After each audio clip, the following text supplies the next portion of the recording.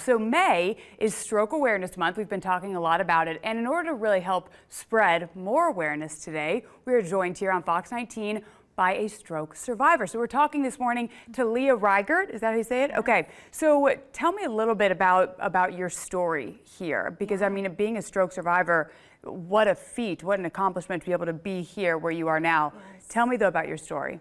6 days after I gave birth to my daughter, I was diagnosed with postpartum heart failure. And a couple of days after that, my husband noticed that the right side of my face was drooping. He immediately called 911, which very much saved my life. Sure. I was transferred to UC Hospital where I was given the clot busting drug, TPA. Okay. And then air carried to the downtown location where a doctor performed a thrombectomy. He plucked the clot from my brain. Okay, and I want people at home to know too, because we want to promote awareness. Do you remember what you were feeling, sensing, anything during that time? Obviously your husband being the one to call 911. What were you experiencing? Oh, I remember the entirety of my stroke. I was terrified. I knew that I couldn't speak. I had tried to tell my husband, I love you, before I was placed in the helicopter, and all that came out was gibberish. And just seeing the look of terror on his face. Sure. And my first thought was, I just want to hold my daughter one more time. And thank goodness I was able to. I was able to see her first steps, her first birthday, and here recently her preschool graduation, which is amazing.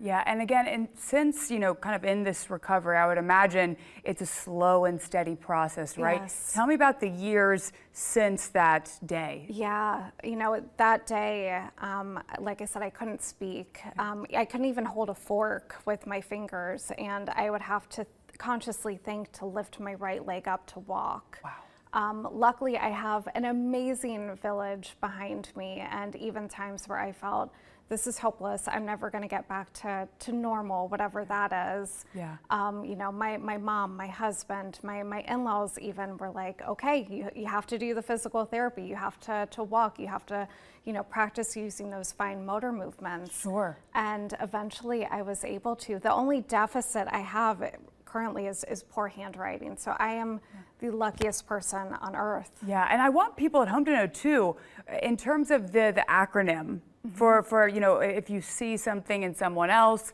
that might be signs of a stroke, tell me about that acronym, what it stands for, because it's easy enough for people to hopefully remember on the spot, right? Absolutely. It's fast, right? Okay. Facial drooping, okay. Arm weakness, difficulty with speech, and T is for time, because I forget the number of brain cells my neurosurgeon told me dies when you're having a stroke, but time is key for the recovery process. Do you know how long it was between when you started feeling symptoms and then when your husband was able to call 911? Immediately. Wow. Immediately. My daughter, she was about 10 days old at the time, so we were just waiting for her to fall asleep. Yeah. And thank goodness she didn't. Yeah, because right. I'm not sure you and I would be talking. And right now we're taking a look at some of these pictures. Talk to me about these pictures that we're seeing here. Yeah. The first was when I was in the hospital, and that was at a Go Red for Women luncheon just a couple of weeks ago. It's been amazing working with the American Heart Association and just being able to raise awareness, because stroke can happen to any person at any age. I would expect me to be the last person to have heart failure or a stroke, and it happened to me. And I mean, you've been, it seems like in the past, several years, an advocate of this, and the fact that it doesn't look the same, sound the same, show itself in the same way. And you're living proof of that. Absolutely. Right? Absolutely. Yeah. Tell me or tell folks at home, advice that you would give them, anything like that. Would it be to maybe watch closer or, be just more aware of it overall? Yeah, knowing your numbers, knowing your blood pressure numbers, exercising, eating healthy. And then of course, if you do have a life-changing event like this, to never give up hope that it can get better, and that you can live a relatively normal life afterward. Beautifully said, beautifully said. Where would you recommend folks at home right now?